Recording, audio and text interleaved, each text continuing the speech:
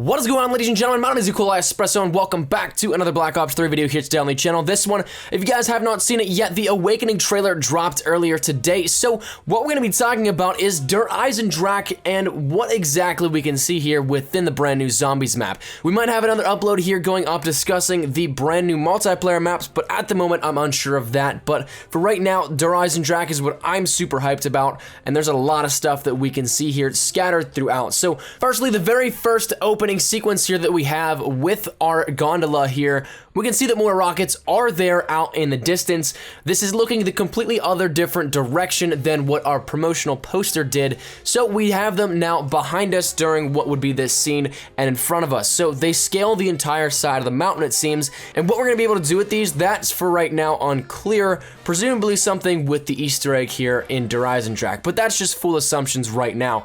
Secondly, we have the possible Pack-a-Punch machine here, and I want you to keep this frame in mind because it does come back later on in the trailer. We're going to discuss this a little bit more here on it. But next, in this same sequence, we can see the mystery box, one of the locations here. Nothing too major there, just wanted to point it out to you. Now, we're going to skip ahead a little bit here in the trailer because I want to take something and discuss it a little bit here just after this. We get all this other stuff out of the way. Next, we have the Speed Cola and M8A7 room here, and there's a lot of different things I want to take a look at in this, but before I have anything set in stone to present to you guys, we're just going to skip over it for the time being. There is seeming like a lot of things that are littered throughout this room because there is a lot of stuff in here, and some of it may point to some things that are crucial in the storyline, but until then, we're just going to say possibly. Now, after that, in the distance of this sequence, it seems like there's double tap in the room just off in the distance.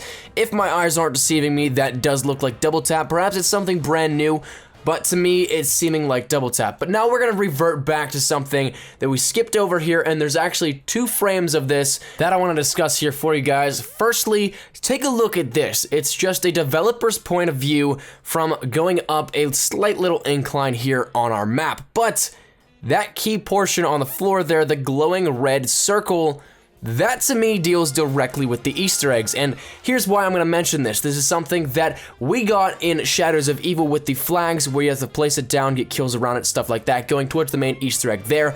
This looks directly similar to it. It's not the exact same one, yes, I recognize that, but it does look very similar, and it acts the same way, and what I mean by that is that this isn't always there. How do I know that? We only see this in one frame, but let's take a look at this other occurrence here within the trailer. This is where we just said was possibly our Pack-a-Punch, up on this elevated plateau here of our castle. In that earlier sequence, it wasn't lit up.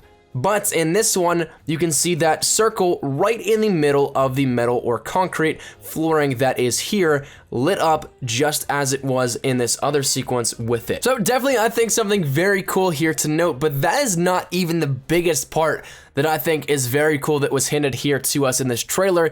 This is now going to directly affect the storyline and where we can see it going here within Eisendrache and beyond, because Shadows of Evil does now have elements living on past it. We thought Shadows of Evil would be a one and done thing here, comparable to what developers said Mob of the Dead was, but just like Mob of the Dead, it does have elements bleeding over into the key storyline, that being the Apothicons and the Keepers. Now, I don't know if you caught this at all or not, but in our over-the-shoulder camera work here of the developers working at their tables, this is where this comes into play. We have a couple screenshots for just a brief few moments where we can see hints of code for the Apothicon language as well as the Keeper language. These images simply showcasing some of the Apothicon language and Keeper language here with the icons and the words that they associate to, but definitely something very key here to keep in mind. We did have the introduction of the Apothicons and the Keepers here within Shadows of Evil, and what is considered a higher power here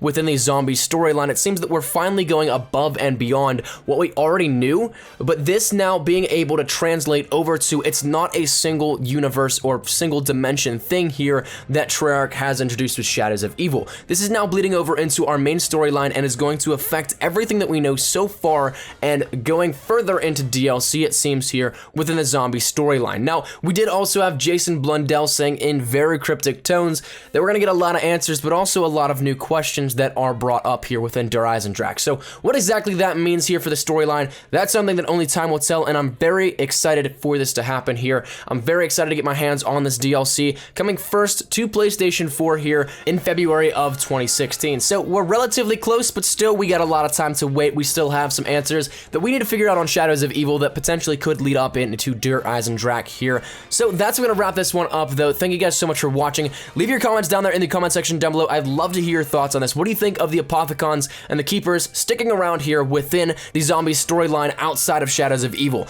Definitely something very cool, I think, to keep in mind here as we try and figure out where exactly our storyline is going. But thank you guys so much for watching. If you did like the video, be sure to have a like rating down below. And if you guys are new to the channel, make sure you subscribe. I will see you guys later. Mine has been Nikolai Espresso. Take care and peace.